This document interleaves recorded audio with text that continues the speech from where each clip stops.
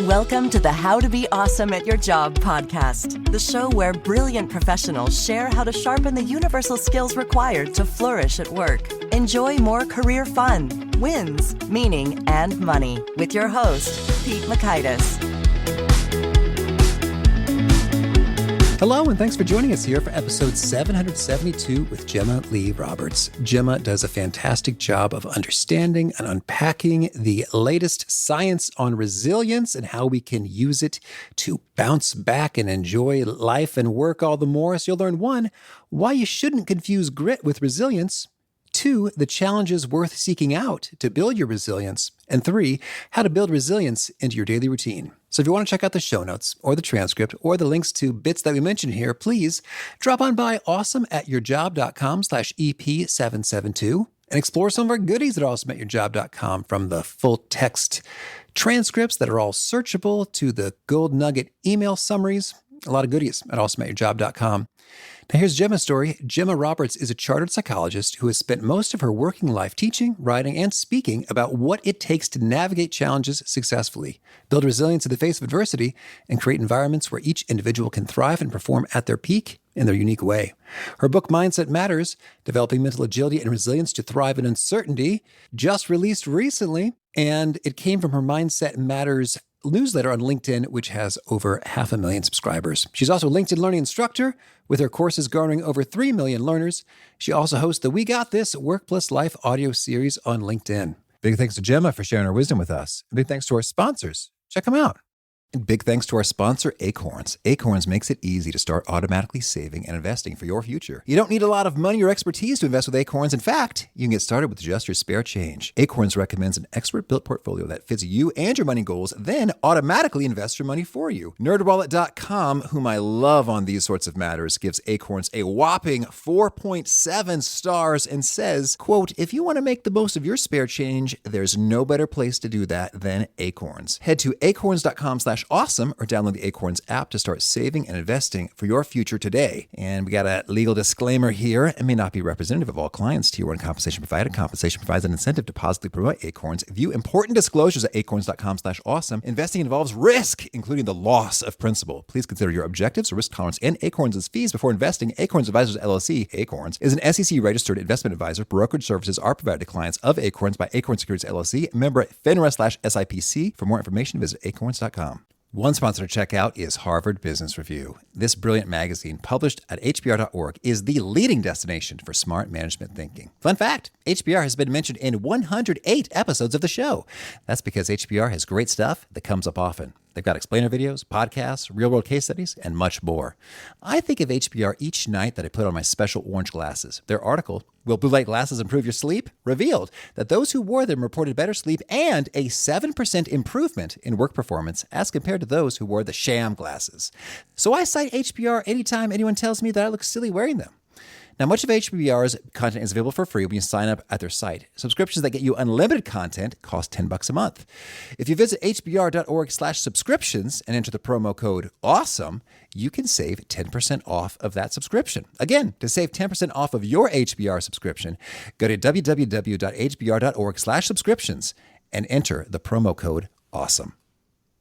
One sponsor to check out is Storyworth. Whenever I'm thinking about meaningful Father's Day gifts, Storyworth leaps to mind. Storyworth helps you preserve precious memories and stories from your father for years to come. Each week, Storyworth emails your loved ones a thought-provoking question that you get to help pick, such as, what's the bravest thing you've ever done? I personally love the prompt so much that I have refreshed Storyworth's questions page many times looking for more. Storyworth makes the writing process super quick and easy. All your loved one needs to do is respond to that email with a story, and then you get a quick copy of that. And after a year of this fun, Storyworth compiles your loved one's stories and photos into a beautiful keepsake hardcover book that you'll be able to share and revisit for generations to come. Families love Storyworth so much, they've got 25,000 five-star reviews on Trustpilot and have millions of stories preserved. So give all the fathers in your life a unique, heartfelt gift they'll all cherish for years. Storyworth. Right now, you can save $10 on your first purchase when you go to storyworth.com/awesome. That's storyworth.com/awesome to save $10 on your first purchase.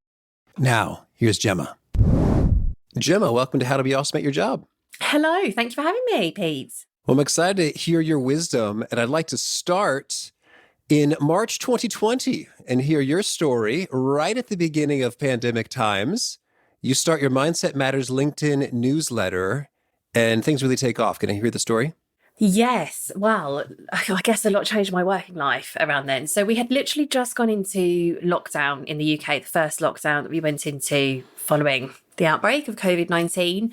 So it was a really scary time for lots of us, really challenging. I think for most of us, it ended up being.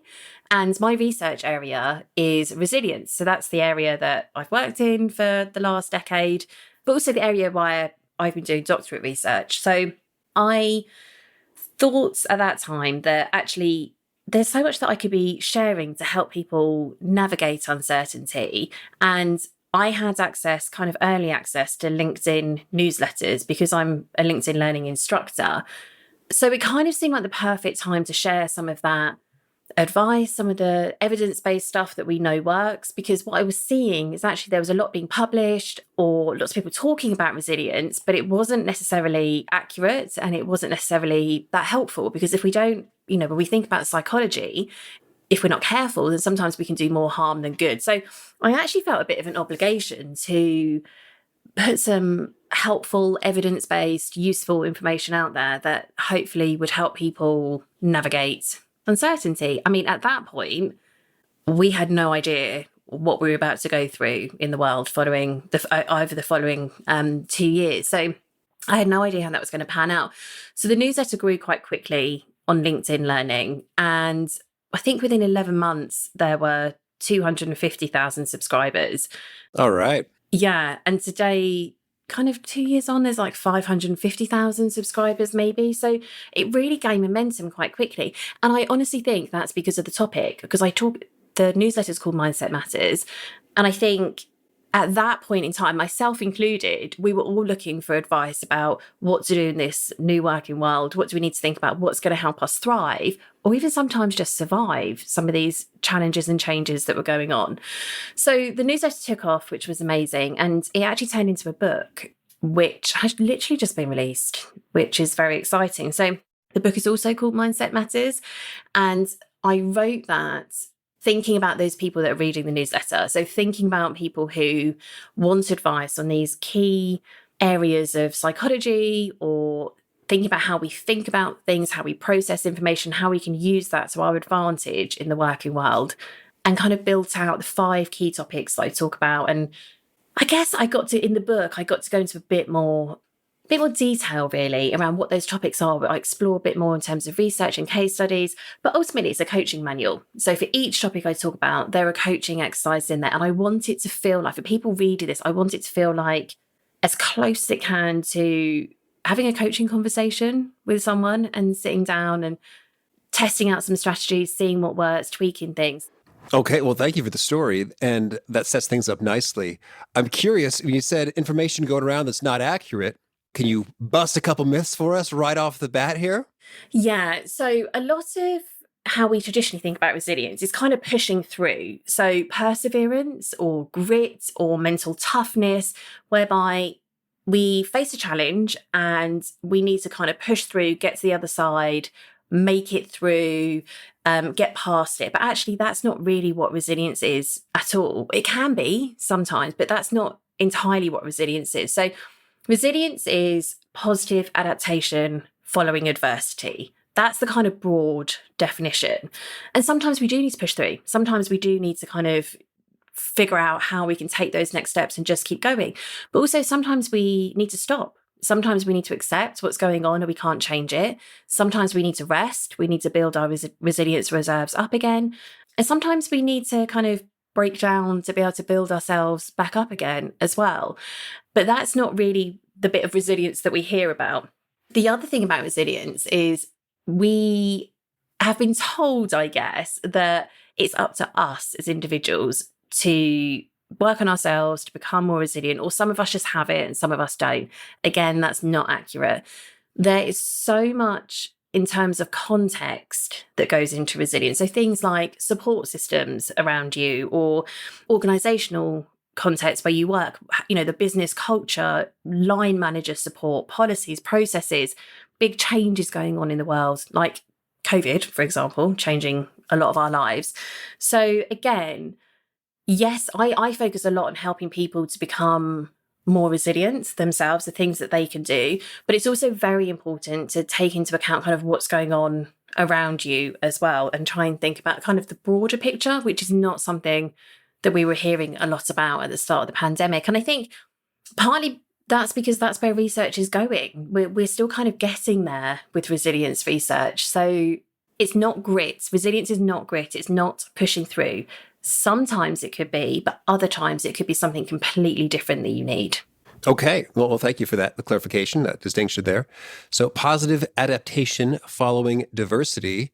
Yeah, lay it on us. How do we get more of that going?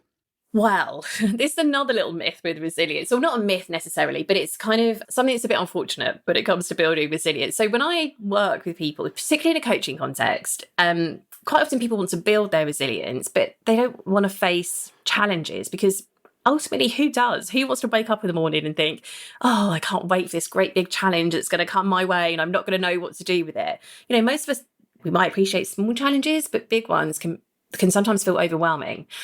But the truth of it is that we need that adversity. We need challenges if we're going to build our resilience muscles, if we're going to learn the skills that we need to get through challenges in a way that's very healthy for us, or if we're going to learn from the situation. So learn what we're capable of, or learn how it works for us when we react in different ways. And would we do that again? What different tools or strategies can we use in the future? So if you want to become more resilient, and I do recommend that for all of us, because I'm going to be honest, challenge, change, complexity, none of that's going away in our lives. We will all have to deal with that at one point or another. So if we want to be resilient, which means we can deal with those situations more effectively and in a way that's healthy for us, then we need to face challenges. We need adversity. The key thing is, if we had a choice, which we don't, but if we had a choice, we want challenges that stretch us. They stretch our abilities. They could be really uncomfortable, take us outside of our comfort zone, but aren't necessarily overwhelming. Because once we get to that overwhelming phase, it's quite difficult to focus on building those kind of personal tools that we need to be resilient. And actually we get thrown a bit more into survival mode. But the key is looking out for those, I guess, stretching challenges in our lives that are going to help us to develop, help us to grow, help us to learn something about ourselves and the environment around us as well. Mm-hmm. Okay, so we're on the lookout for the stretching challenges. And ideally, that's the nature of the challenges we get. This reminds me of that Stephen Covey chart: comfort zone, growth zone, panic zone. So I've got that in my mind's eye. And so I'm curious, like, it's sometimes, in my own experience, sometimes even the same challenge in, I guess, a different context. There's more stuff going on. I'm kind of sick. I'm a little sick right now. It can be like overwhelming, exhausting. It doesn't feel like a positive adaptation has happened afterwards. Just like, I barely made it through that thing and I just want to sleep for days now. Versus, okay, victory. I'm stronger now. So can you zero in on what are some of the, I don't know, levers or adjustments we can make so that we more often find ourselves in the, yes, that was a positive adaptation following the adversity zone, as opposed to, that almost killed me and I just need to sleep forever now? Pete, that's a really key point, because this all comes back to that context part and resilience changing over time. So it's not, and resilience is a process. It's not a thing we have or don't have necessarily. We can have skills that help us, but the resilience process is dealing with that challenge or dealing with that adversity. And it doesn't always happen quickly. Sometimes we look back, a year down the line and think, actually, yeah, I guess I kind of learned something from that. We don't necessarily do the learning, if at all, but if we're consciously trying to learn from the situation, we don't always necessarily do it straight away. So there's kind of two things there that you mentioned. So one of them is, why is it that some days we feel like we can deal with challenges, and on other days the exact same challenge will feel like the straw that breaks the camel's back, and it's the thing that sends us over the edge? And the answer to that is that, again, it's contextual. So some of it's to do with us as individuals. So what's going on with us? how many other challenges are you dealing with at once? Are they big challenges? Are they reoccurring? Have you got lots and lots of little things going on that you're struggling to kind of switch your attention between? Or is there one huge thing going on in your life which is taking over everything else? Because when we've got lots of things going on in our lives and we've got one big challenge going on in our life, it can make other smaller things sometimes feel a lot bigger. Or we might have used all of our resilience reserves, all of our energy that we've got dealing with those things, and we just haven't got any left when other things strikes. But that's why we respond to challenges, the exact same challenge in a different way on a different day. So that's something to keep in mind. But also the situation around us is changing all the time as well. So yes, there could be stuff going on with us, our energy, our mood, our health, things like our physical health, like you might be finding at the moment, that sometimes when our physical health is impacted, or things like we haven't had enough sleep or nutrition's not so great at the moment, we might find that kind of psychologically responding to things, we just haven't got that resource. You've got an empty tank, you're running on empty. So that can happen. But this is why it's so important. So when I talk about resilience, it is a complex topic because it is a process. It's how we do the thing. It's how we overcome adversity and turn that into a positive adaptation either now or in the future. It's not a thing you have inside you that you can tick off the list and say, yes, I'm resilient 100% of the time. And I often say to people that are thinking about resilience that the goal really shouldn't be wanting to be more resilient or wanting to be resilient, because firstly, how do you measure that? I don't know, because I've not faced every challenge I'm going to face in my life. I don't know, something big comes my way. Think about the pandemic, for example. I don't know how I'm necessarily going to react to that. But also, it's never done. It's not like, I don't know, I've got brown eyes, for example. Yeah, very clear, I've got brown eyes. That's done. That's probably not going to change my life now, unless I wear contact lenses. The goal really should be learning about yourself. So learning about how resilience works for you, because again, it works differently for all of us. So what I need today to be resilient, even if I was in exactly the same situation as you, will be different to what you need today to do that. So it's first of all learning about what we need, but it's secondly about learning tools, strategies, techniques that we can use at different points in time when we need them. So the goal really should be learning about your own resilience and learning tools and strategies and keeping them in your back pocket for when you need them to cope with different challenges. All right. Well, let's cover those tools, strategies, and techniques, both in the moment as well as preparatory. Like you mentioned, sleep and nutrition. Like if I wanted to be maximally equipped to take on a big old challenge, what are some of the things I should do in advance? Like I'm thinking of like a training montage or key practices and habits. So it's like when that thing comes up, oh, what do you know? I have built a deep reserve and capability to not be just sort of wiped out by that. What are some of those key levers there? Of course, there are things like sleep and nutrition, for example, which I know I've already mentioned. But, I've got 2 young children. So telling me that I need more sleep to be resilient, I know that. I cognitively am aware of that. But equally, I may not be able to prescribe that for myself every day because it's not always in my control.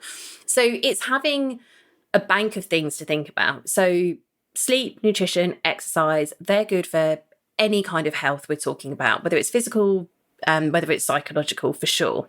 When it comes to building resilience and the actual act of dealing with challenges or overcoming challenges, it's really important that you have taken some time to think about the challenges that you have faced in the past. So this is a little bit of building self-awareness and also some reflection as well.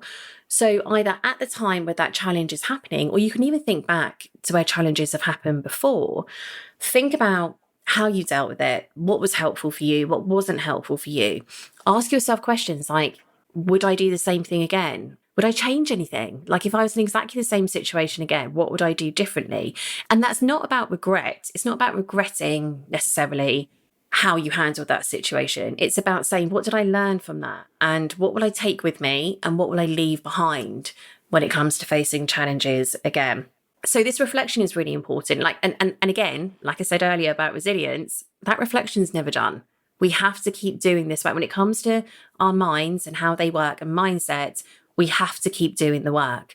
But there's also some really handy tools that you could use, some coaching techniques. Things like gratitude, for example, has been shown to help to boost resilience. Because if you imagine that, we're either facing a huge challenge or lots of little challenges, sometimes that becomes overwhelming. And sometimes it takes up our thinking and we can't really think outside of that. But even doing something really simple like reflecting, either talking about or writing down something or 3 things that you're grateful for that day, can help you to shift that mindset. So it shifts you just for a moment away from looking at what's not going so well towards actually something that could be going well in your life. And these can be super simple things. It could be a phone conversation with someone you care about, or a great coffee on the way to work, or a walk out in nature, or watching a TV program that you want to watch. They don't have to be huge, or, bedtime story with your children.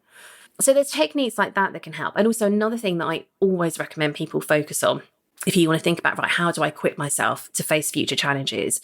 There is a really underrated part of resilience, which we rarely hear about, that comes out in research, and it's part of my research as well, and it's in other published research, and that's support. So people around you. And I think today, more than ever, after going through a period of time where lots of us haven't been able to be around people we care about necessarily, kind of face to face, and there has been some distance at times, I think we're craving that even more so than ever.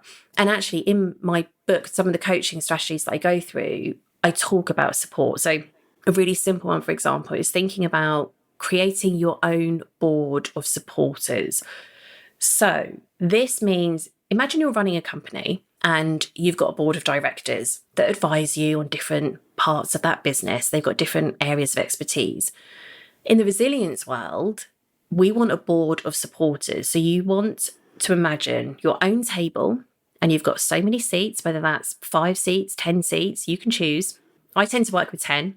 And you want people on that table that you trust and they support you in different ways. So, for example, you might have someone who has expertise in something you're doing in life, whether that be starting a business or the industry you're in, and they can advise on that. You might want people on there who are great at listening. So they don't necessarily offer advice, but they listen to what you're saying and they make you feel heard and validated. You might have people on there who are really good fun, and they're the people you go to when you kind of want to forget the challenge a little bit sometimes and just go and concentrate on something else. And you've got people on there that care about you, that will offer some kind of support. And it's very different for all of us. But ultimately, when it comes to building our resilience and getting us in a position where we feel like we could deal with challenges that come our way, to give yourself a better chance of being able to do that, having this group of people, whether it's explicit and they know who they are, and you've had that discussion, whether it's not and you just know who they are. You convene quarterly meetings. Yeah, you could have quarterly meetings if you want to. I'm sure if you offered up a nice, some beverages and snacks, I'm sure people will come along. But it's kind of just knowing as well yourself that you've got that support, and also identifying that support. Because, how often do we sit down and think, I'm so grateful for that person, the advice they give or the support they give. And on the flip side, think about who you are a support for as well, because that also helps to build resilience when we are supporting someone else through their challenges. And it gets me thinking about, dig the well before you're thirsty, but like just basic sort of networking relationship principles. Like you would be more capable of tackling big things if your board of supporters, if those relationships were in a good spot, as opposed to, the last time I talked to this guy was 3 years ago when I was struggling with another business issue. And I've been doing a lot of taking and not a lot of giving. And so that's just sort of what's leaping to my mind here is to just go ahead and proactively, just as we would do some sleep, ideally, sleeping well, eating well, exercising well to build up a physical wealth to be ready to handle stuff. So too, we would like to build up a relational wealth to be able to deal with stuff so that you do feel fully comfortable reaching out as opposed to, oh, maybe I should, maybe that's not appropriate. Maybe I've been all take with this person over the last couple of years, and I don't feel as good about reaching out now. Plus, I think there's some research about like loneliness stuff is like when you most need to reach out to somebody, it often is when you least feel like it. So you got those things to contend with. So anyway, this is what's leaping to mind for me here, Gemma. And I think it's right. Like maybe we do need to do an audit. Maybe sometimes we do need to sit down and think, actually, if I checked in with that person lately, sent a message or had a quick chat, and I think we're all guilty of that sometimes, of some of those things slip a little bit, or it's very difficult to keep on top of it. But it is important. It's important to check in and to make sure that we're keeping that board of supporters there, because it's going to help us, but also genuinely, because again, I talk about this in the book as well, because connection is really important for us. It's really, really important that when we hit a challenge or when we go through a period of adversity in life, that we are connected to someone or people or a community that we feel like they're going to help us as well. And it's very important for us to be connected to help other people as well. Because again, there's research that shows that if we're supporting others, we generally feel better about our own lives, and we often feel better about the challenges that we're facing as well. Mm-hmm. All right. And so when it comes to gratitude, there's a number of different approaches to a gratitude practice. And I'm thinking of Sean Acor and Dr. Andrew Huberman here in terms of different flavors and approaches. Could you maybe list a few of them, or identify your favorite in terms of, this has a great research base or a tremendous ROI in terms of resilience per minute required of us? The truth is we don't entirely know exactly like the best format for gratitude. So Andrew Huberman, for example, on his podcast has talked about gratitude the most from a neuroscience perspective. The most effective way to practice gratitude is actually not to think about the things you're grateful for, but think about stories where someone has thanked you for something, or think about stories where they thank someone else. From a neuroscience perspective, that has shown the most promising results. From a psychology perspective, there is research that shows that actually just everyday gratitude, so you actually being thankful to other people, can also provide great results for you as well. So my advice with this is to find what works for you and do it in a way that works for you. What we know across various studies, whether that be in the neuroscience world or the psychology world, is that consistency is key. It's very, that's quite important, the consistency part. So it could be that you do this every day or every evening at dinner or every night before bed or every morning for a period of time. I'm not saying you have to do this for the rest of your life necessarily, although it is quite a nice habit to get into, but it's doing it for a good chunk of time. So give yourself a month, for example, to do this. What's really important is that you are very focused on the process of practicing gratitude when you're doing it. So you're not thinking about something else at the same time. And it has to be genuine as well. Like, our brains know if we're not being genuine. We can't trick ourselves. You can't just think, I'm just gonna, I'm gonna make a note of it. I'm just gonna write down I had a really nice coffee today, and I wasn't really that bothered, but yeah, I'll just jot that down. It's not gonna work. You've got to be in the process, and you've got to be really thinking about that interaction with someone or the thing that was really important to you. So the way that I tend to do it is I'll pick a time of day. So whether it be first thing in the morning to kind of set myself up for the day, or just before I go to bed, I'll think about it.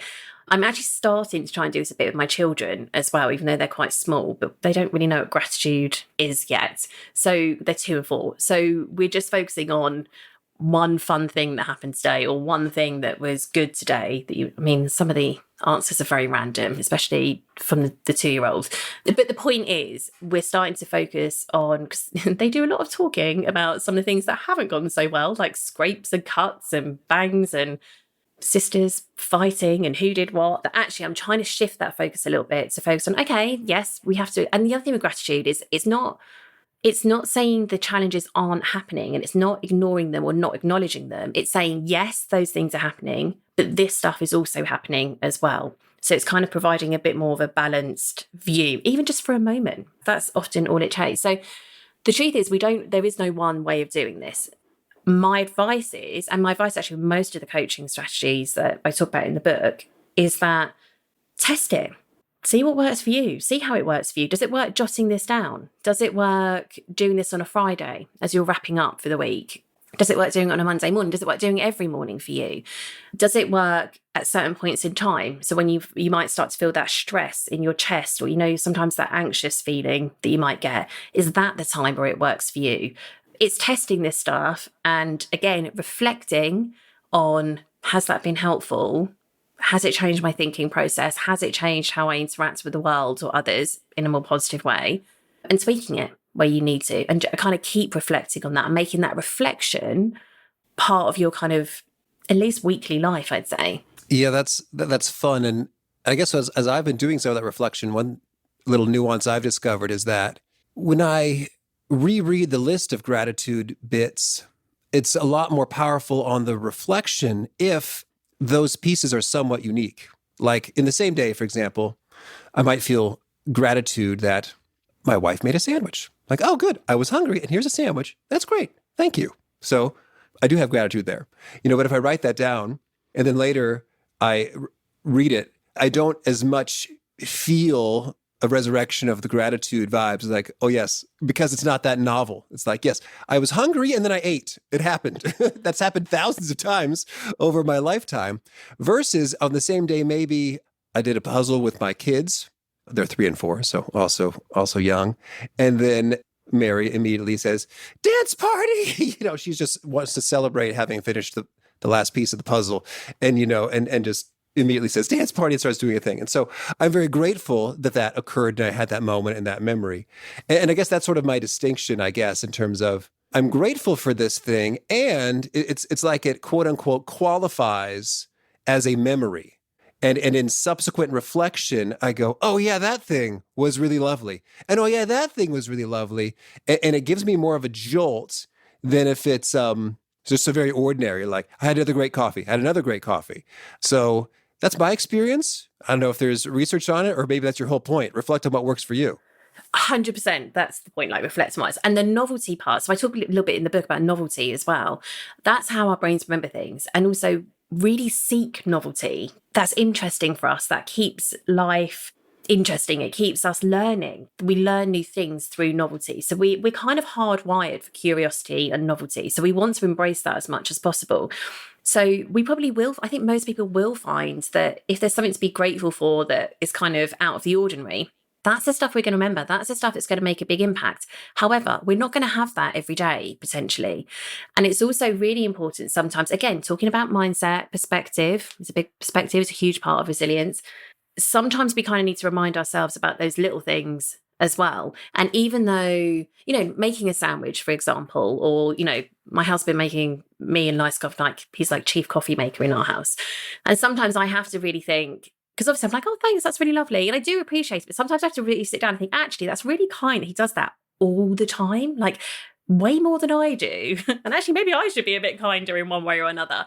But sometimes we can miss those kind of everyday normal things to be thankful for as well. So I definitely think there's a place or room in our lives to reflect on some of those things as well. But I know that's hard because it feels so normal. It feels so everyday that sometimes we don't appreciate some of those things until they're not there anymore. Yeah, exactly. And that's where I was going to go is when you reflect upon the absence or, hey, there was a time in my life when this did not exist. Remember that? And remember, see how this is so much better? Oh, yeah, that is cool, having a chief coffee maker right there. Your book is called Mindset Matters, Developing Mental Agility and Resilience to Thrive in Uncertainty. We've talked about resilience.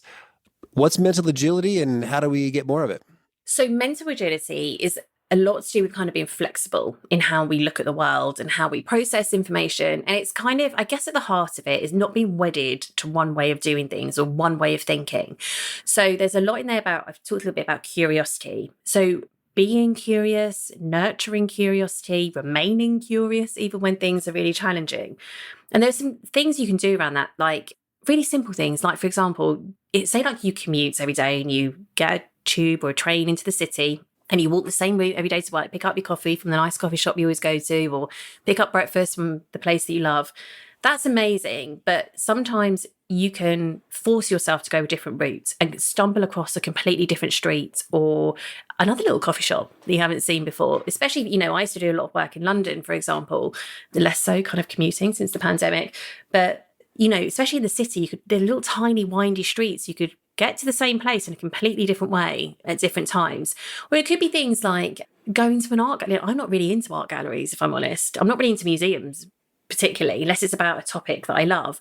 But sometimes it's about kind of forcing yourself to go and experience these things just because you might learn something. You might pick up something over here, an idea that later on down the line connects to something completely different that you're doing.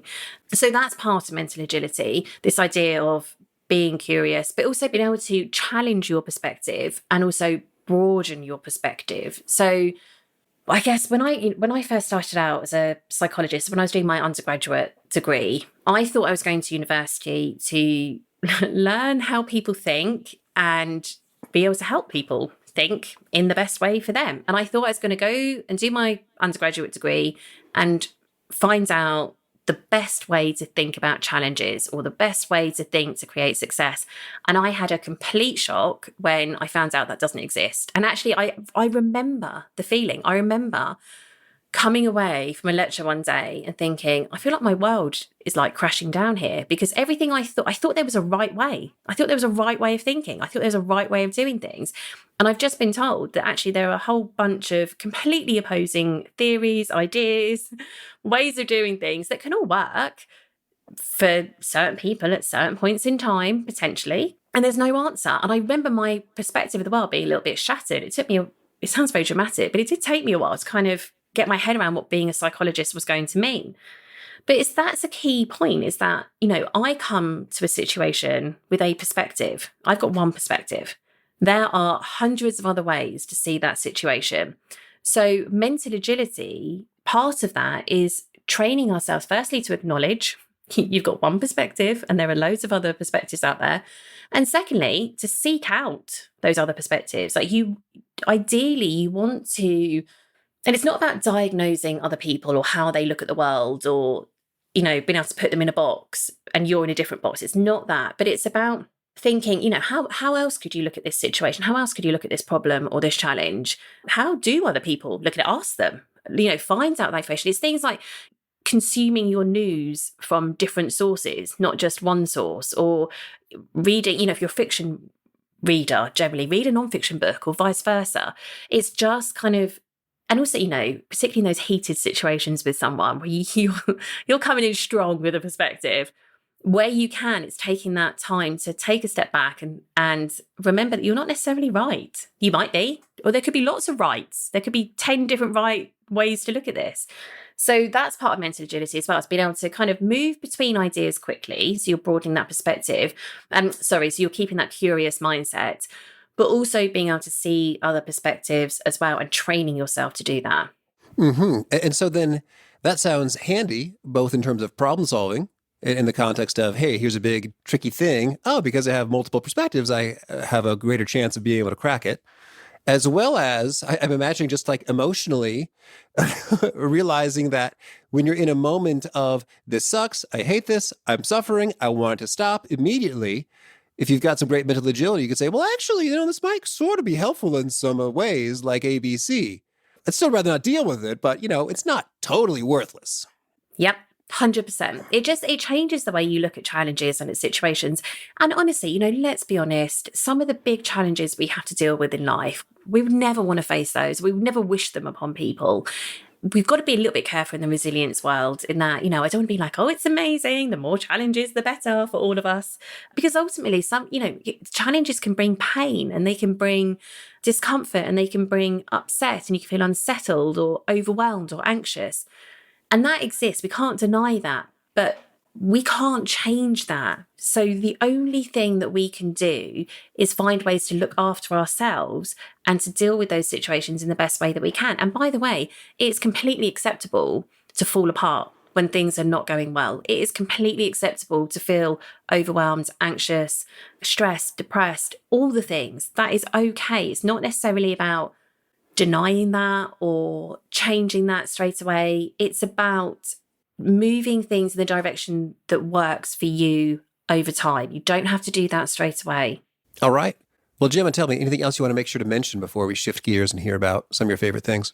I understand that the concept of resilience is complicated. I do understand, like, there's a reason I'm doing doctoral research in the area, because also, you know, there's still lots of stuff that we're still learning as well as psychologists.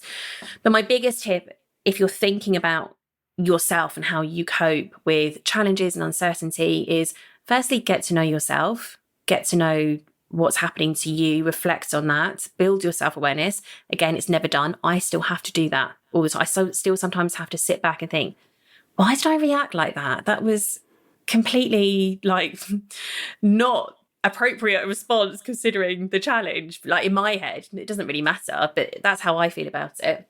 So get to know yourself, and also just keep testing what works for you. All we can do is try. And my intention is always to get better at this stuff, to grow, to develop, to learn. And that I think that's all we can have in these situations. All right, thank you. Now, could you share a favorite quote, something you find inspiring? So one of my favorite quotes is, you can't stop the waves from crashing, but you can learn to surf. And lots of people have used this, so it can't really be attributed to one person. But basically, that's what resilience is. We can't stop the waves. We don't know how big they're going to be, but we can learn to use it in one way or another. I mean, you might not want to be surfing. You might rather be out of the water. I don't really want to be surfing. I'm not a natural. But equally, I know that I can learn to do that if I need to. All right. And a favorite study or experiment or bit of research? Well, this might be a bit of a strange answer, I guess, but probably my research, because my piece of research is looking at the factors that impact resilience for leaders. So how much of it is down to the individual? How much of it is down to the environment? How much of it is down to the teams they work with? It's been a real kind of privilege to delve deep into that, to understand a bit more about how resilience changes for each of us at each moment in time, and why, and what we can do about that. All right. And a favorite book? A favorite book? Well, my most gifted books, it must be one of my favorites, is The Chimp Paradox by Professor Steve Peters. So the whole point of the book is that it focuses on how our minds work, how we talk to ourselves in our minds. And it uses kind of quite a comical tone in some places to talk about some very complex psychology. So it's easy-ish. I'd say it's quite easy to understand and quite accessible, but also quite amusing as well. All right. And a favorite tool, something you use to be awesome at your job? I'm not sure I am awesome at my job. Certainly not every day, that's for sure. My favourite tool is probably getting help where I need it. And that's taken quite a long time to get in place. So I have various people that support different parts of my business and different parts of my work, because I'm not an expert in everything. And I think over time, I've got to know the bits that I'm good at. So explaining complicated things, turning into tools that are really accessible, like research, making it practical. But I'm not so great at marketing, or I'm trying to think of something else I'm not great at. Managing my diary is quite a bad one. So I've got people around me. Over time, I've built that out. I guess it's a little bit like my board of supporters, but it's in a work context, but it's getting the support where I need it. And also sometimes I find that quite overwhelming, because I think to myself, I've got to do this new thing, or I need to outsource something, and I just don't know where to start. And I've slowly started to get into the process of thinking, actually, I always find that support when the time's right and when it's the right person. Sometimes you just got to wait for the right person to kind of show up to help with that. So I've kind of, that's got a little bit easier for me. But I also find it very hard to let go of some of this stuff as well. Mm-hmm. Okay. And is there a key nugget you share that really seems to connect and resonate with folks? They quote it back to you often? The point that resilience changes over time and it's different on different days. That's the stuff that I hear time and time again when I'm either working with individuals or I'm working with groups of people, that I think is quite comforting, that the end goal is not to be resilient. I think that's probably one of the key things that I talk about.